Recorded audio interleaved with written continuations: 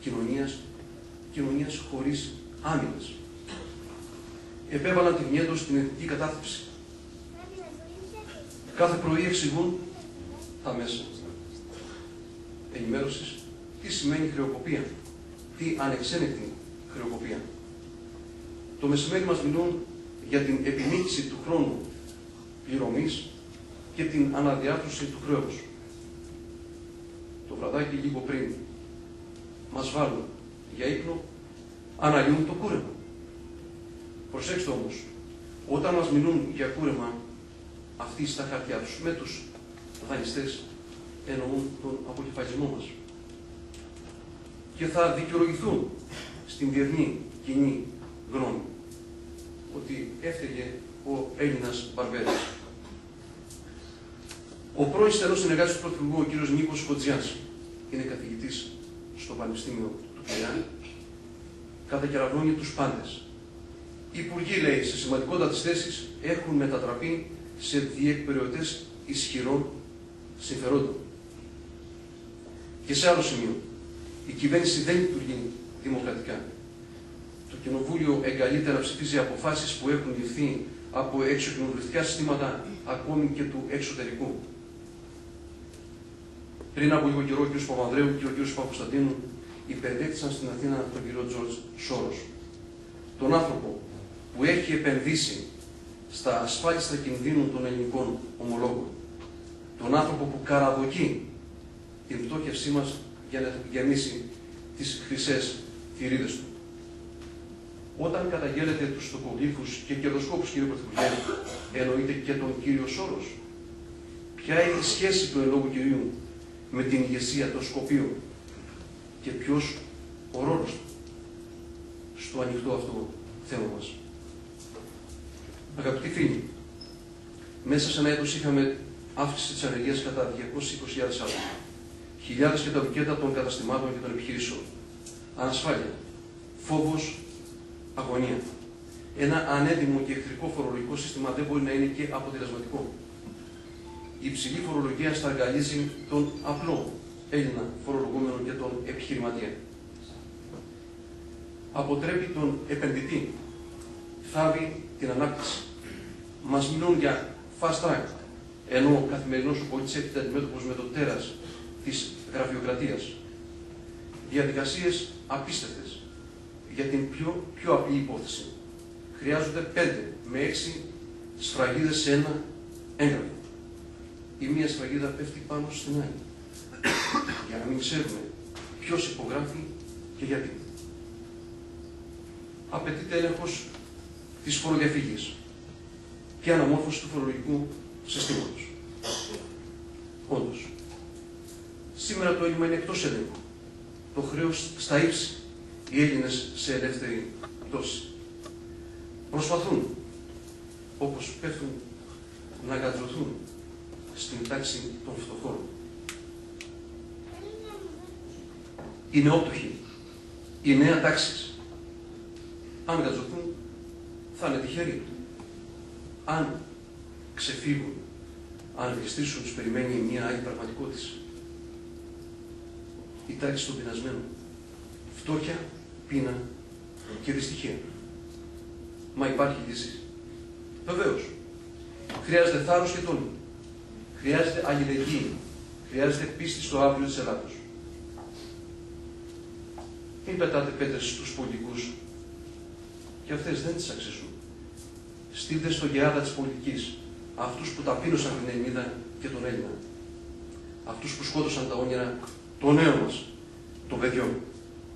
Στείλτε τους και νιώστε ελεύθεροι. Ελεύθεροι Έλληνες. Προσφάτως στις 2 Τετάρτου 2011 το παγκοσμίο επιρροής βρετανικό περιοδικό Economist γράφει: η κατάσταση της Ελλάδος, της Ιρλανδίας και της Πορτογαλίας χειροτερεύει και οι ηγέτες της Ευρώπης φέρνουν μεγάλη ευθύνη.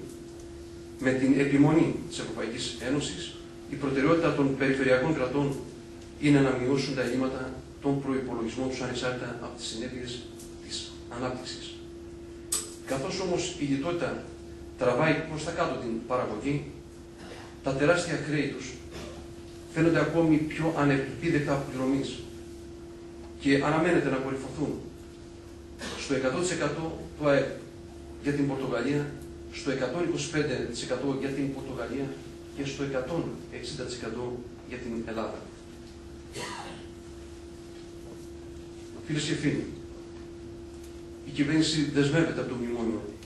Γίνεται συγκεκριμένη αναφορά στη σελίδα 5 του Μνημονίου Οικονομικής Πολιτικής για την ερρήγνηση των παραβιάσεων χρήσης γης και θα προχωρήσει στην αξιοποίηση χιλιάδων καταπατημένων ακινήτων. Ενώ έχουν ήδη επιλεγεί δεκάδες κρατικά ακίνητα προς αξιοποίηση, εκτός από το ελληνικό, προορίζονται για τουριστική αξιοποίηση 1.500 στρέμματα στις Αλλικές Αναβίσου, εκατοντάδες στρέμματα στο δέλτα του ποταμού Νέστου, εκατοντάδες στρέμματα στις βούρνες Κρήτης, στις πρώην Αμερικανικές βάσεις. Προς αξιοποίηση κρατικά ακίνητα σε Μαγνησία, Ρόδο, Σάμο, Κέρκυρα, Καβάλα και άλλα σημεία της Ελλάδος. Πώς όμως? Όλα στο σφυρί. Πόσο ελέγχουμε εμείς αυτές τις διαδικασίες? Πώς θα λειτουργήσει η Επιτροπή Αποκρατικοποιήσεων? Πώς θα μάθει την αλήθεια ο ελληνικός λαός από μια κυβέρνηση που ψεύδεται διαρκώς και ασυστόλως και με μια άτομη και εν πολλής ένοχη αντιπολίτευση? Οι ξένοι οίκοι βρίσκονται ήδη στην Ελλάδα έτοιμοι να επιτεθούν στη ζεστή πίτα των αποκρατικοποιήσεων. Θέσεις και προτάσεις. Ακύρωση των διαδικασιών της επιβολής του μνημονίου λόγω αντισυνταγματικότητας. Καταγραφή του πραγματικού χρέους. Διαγραφή του υπολείπου. Καταγγελία των επαχθών πόρων του δανεισμού. Πρόταση, και αν θέλετε επιτρέψτε μου και πολύ προσωπική, για μια εμπεριστατωμένη ενημέρωση της παγκόσμιας κοινής γνώμης όλων των λαών για το εις βάρος του ελληνικού λαού έπλημα, για την πρωτοφανή παραβίαση του συντάγματος και φυσικά της ευρωπαϊκής και της διεθνούς νομιμότητας. Προσφυγή και σε αυτό το ίδιο το Δικαστήριο της Ευρωπαϊκής Ένωσης. Πρόταση. Αγωγές αποζημιώσεων βλάβης για όλες τις ελληνικές οικογένειες, σε όλους τους πολίτες που υπέστησαν την μεθοδευμένη επίθεση από την Τρόικα και τους υπαλλήλους της στην Ελλάδα.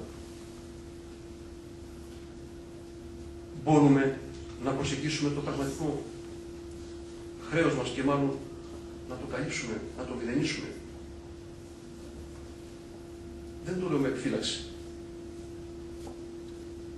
Το λέω προβληματισμένα όπως το σκέφτεστε κι εσείς. Εάν αξιοποιήσουμε εμείς μόνοι μας τα κίνητα, ναι. Και όχι να ξεπουλήσουμε τη δημόσια περιουσία και τις κερδοφόρες ΔΕΚΟ. Να τα αξιοποιήσουμε εμείς ως Ελλάδα. Όχι να τα ξεπουλήσετε εσείς, κύριε Παπακοσταντίνου. Απαιτείται γι' αυτό πολιτική βούληση. Εσείς δεν την είχατε, ούτε την έχετε αυτή την κρίσιμη στιγμή. Και η κυβέρνηση που θα προέλθει από την πολιτική ανατροπή πρέπει να βάλει σε προτεραιότητα την αξιοποίηση της δημόσιας ακίνητης περιουσίας. Η αξία, η αντικειμενική των ακινήτων ανέρχεται στα 300 δισεκατομμύρια ευρώ. Η πατρίδα μας θα έχει σωθεί? Ακριβώς. Υπολογίστε το χρέος που έχετε ακούσει με τον τρόπο της αξιοποιήσεως της περιουσίας, της δημόσιας περιουσίας. Λέγονται πολλά, γράφονται πολλά από ειδικούς και μη. Πιθανόν να έχετε κι εσείς ακούσει, να έχετε διαβάσει για την θεωρία του να τυπωθούν νέα ευρώ, νέο νόμισμα, για να καλυφθούν τα χρέη. Είναι μια σκέψη πράγματι που έχει διατυπωθεί. Υπάρχει πρόταση, υπάρχει προβληματισμός. Να τυπωθεί ένας ανάλογος αριθμός δισεκατομμυρίων ευρώ για την κάλυψη του χρέους όχι μόνο της Ελλάδος, αλλά και των άλλων χρεωμένων χωρών, με μια ανεπαίσθητη υποτίμηση του νομίσματος, που μπορεί γρήγορα να επανέλθει στην προτέρα κατάσταση και να ισορροπήσει, κυρίως από την ανάπτυξη και τη νέα δυναμική που θα ξεπηδήσει από τις διασωθήσεις ευρωπαϊκές χώρες.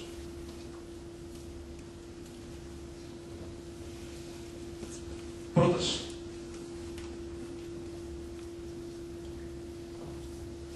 Μην αδικείτε τους μισθωτούς και συνταξιούχους με τις περικοπές και τις μειώσεις.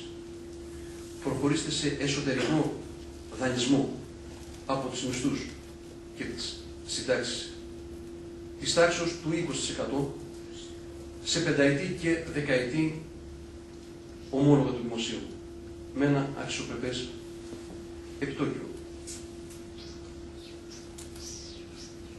Αναφέρουμε σε ένα σκίτσο του Γιάννη Καλαϊτζή στην εφημερίδα Ελευθεροτυπία των λίγων ημερών.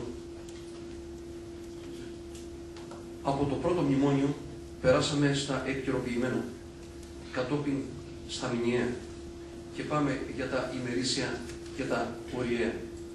Αυτή είναι η κατάσταση που βιώνουμε. Εν αγνία των Ελλήνων η σύνταξη των κειμένων του μνημονίου, των συμβάσεων δανεισμού κατά τον καθηγητή συνταγματολόγο κ. Γιώργιο Κασιμάτη. Η σύνταξη των κειμένων έγινε σε δικηγορικό γραφείο του Λονδίνου, δεν θα πάνε φυσικά της Ελλάδος, εν αγνία μας, εν αγνία του ελληνικού λαού. Κατά τον καθηγητή, το ανυπόστατο του συμβάσεων δανεισμού σημαίνει ότι η ολόκληρη εξουσία που ασκείται από την εφαρμογή τους είναι εκτός συντάγματος. Και η εξουσία που ασκούν οι δανειστές μας μέσω της Τρόικας είναι παράνομη, είναι εξουσία κατοχής. Όπως συχνά έχει επισημανθεί και από άλλα χείλη. Πρέπει όμως να έχουμε υπόψη μας ότι αν δεν ανατραπούν οι συμβάσεις, δεσμεύουν de facto το σύνολο της εξωτερικής και της οικονομικής πολιτικής και κάθε ελευθερία κίνησης της Ελλάδος. Με αυτές τις συμβάσεις, έστω και ανυπόστατες, η Ελλάδα δεν είναι ανεξάρτητο κράτος. Έκανε εντύπωση στις 12 Τετάρτου 2011 η συγγνώμη της πανεπιστημιακής κοινότητας διαστόματος του καθηγητού της νομικής κ. Μπέι, λόγω της καθυστερημένης αντίδρασης ως προς την τραγική εξέλιξη και την υπαγωγή της χώρας σε ένα ιδιότυπο καθεστώς. Ο χθεσινός πρωθυπουργός, όπως τα είπε και έτσι έκανε, κυβέρνησε έτοιμα, σεμνά και ταπεινά. Αυτό έλεγε και αυτό πίστευε. Σήμερα κρύβεται και δεν μιλάει. Άκουσε τους στενούς συμβούλους του που του είπαν ότι η σιωπή είναι χρυσός. Ναι, κύριε Καραμανλή, η σιωπή είναι χρυσός. Όχι όμως πάντα.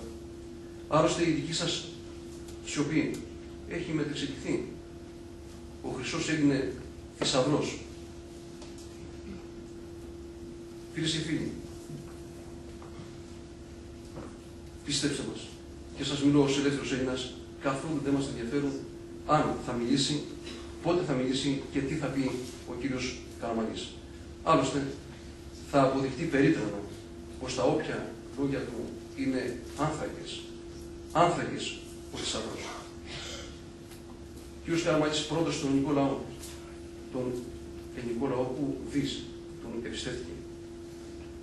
Ο σημερινός χαρισματικός πρωθυπουργός μόλις αντελήφθη, γιατί δεν το είχε καταλάβει πριν τις εκλογές, μόλις αντελήφθη ότι κυβερνάει ανάξιους και διεφθαρμένους Έλληνες πολίτες, αφού πρώτα το είπε σε όλο τον κόσμο, απεφάσισε να βάλει τάξη. Ισοπαίδωσε κατά πρώτον τις εργασιακές σχέσεις, εξαφάνισε κατά δεύτερον το κοινωνικό κράτος. Δηλώνει μοντέρνος ηγέτης, με αμερικανικό τρόπο σκέψης, με αυστηρό ευρωπαϊκό ύφος και ανατολίτικη κουλτούρα.